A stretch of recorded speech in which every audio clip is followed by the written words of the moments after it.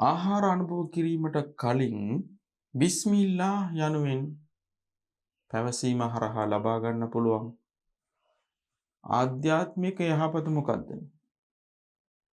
බිස්මිල්ලා යනුවෙන් අල්ලාහ්ගේ නමින් මේ අනුභව කරමි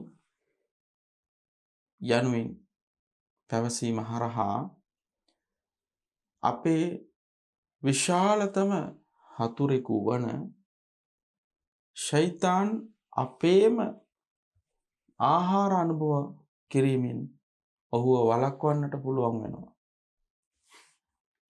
හැම ආකාරයෙන්ම අපිට වින කරමින් අපේ සිතුම් පැතුම් වල වැරදි අදහස් සිතුවිලි ඇති කරගෙන සිටින ෂයිතාන්ට කොහොමද අපේ කැම පිඟානේ ආහාර ගන්නට ඉඩ දෙන්නේ?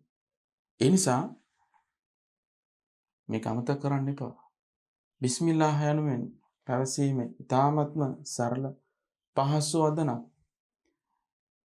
ඒ වගේම එහෙම අමතක වුණොත් බිස්මිල්ලාහි ෆී අව්වලිහි ව ආඛිරිහි යනුවෙන් පවසන්න. ෂයිතාන්ට ඔබේ ආහාර අනුභව කිරීමට අවසර දෙන්න එපා.